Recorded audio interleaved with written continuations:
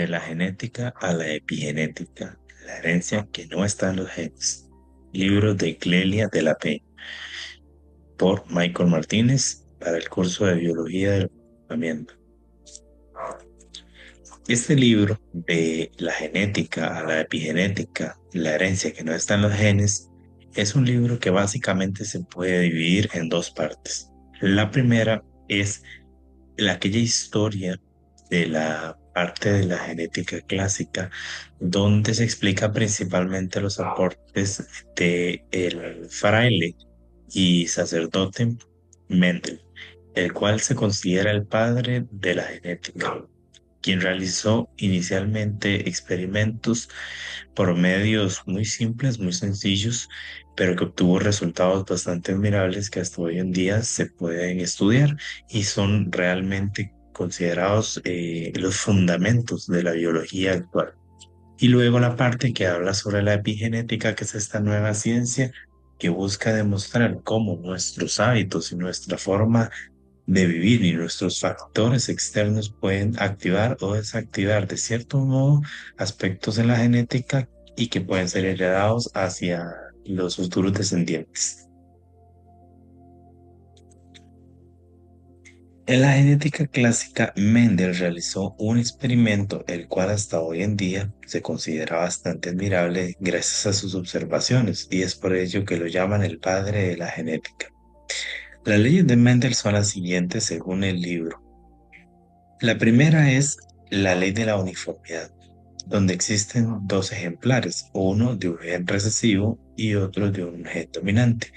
De manera que la ley de la uniformidad indica que de la reproducción de dos genotipos, uno con un gen dominante y otro con un gen recesivo, dará como primera descendencia, a pesar de combinarse los genes tanto recesivos como dominantes, siempre se heredará la característica inicial del dominante. Sin embargo, en la segunda ley de la segregación va a existir una proporción de 3 a 1. Es decir, que si yo tomo, por ejemplo, dos ejemplares que son hijos o heredados, ¿verdad? De la primera ley, es decir, descendientes de un genotipo de gen dominante y recesivo, y a esos dos descendientes yo los reproduzco, entonces voy a tener en una proporción de 3 a 1 eh, tres,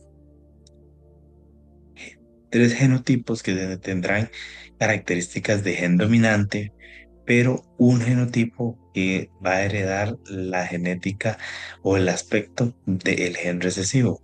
Por decirlo de alguna manera, el gen recesivo en la segunda reproducción, a través de la ley de la segregación, va a buscar la forma de poder manifestarse. Y la tercera ley, que es la ley de la transmisión independiente, dice que se pueden heredar otras cualidades o características de forma independiente sin afectar a otro tipo de características de una misma especie. Entonces realmente son tres leyes que, aunque podrían ser a juzgar por una persona bastante simples, realmente hay que tener una serie de curiosidad, ¿verdad? Que este señor tuvo y quien dio inicio a los estudios de la genética y de la herencia. Ahora, la epigenética se refiere más que todo a cómo los factores externos que el ser humano padece día con día afectan de alguna forma u otra su genética, o activan o desactivan diferentes aspectos de la genética para adaptarse a sobrevivir. Sin embargo, esos hábitos, esos factores externos, y estamos hablando de, por ejemplo, el estrés, la alimentación o padecer de obesidad durante mucho tiempo, pueden afectar no solamente a la persona en sí y alterar su propia genética, sino la genética de sus futuros descendientes, hijos o nietos. De modo que la idea de esto es, y aunque es una ciencia bastante reciente, busca la forma de demostrar cómo en la actualidad realmente todo lo que se vive en un estilo de vida más acelerado, menos, menos conectado a la naturaleza, más dictado a espacios estériles e interiores, está alejando al ser humano de un estado de bienestar y está dañando no solamente al ser humano como tal, sino a toda su futura descendencia. Eso es prácticamente la epigenética y de estos dos temas es que habla el libro de Clelia Peña. Eso sería todo. Muchas gracias.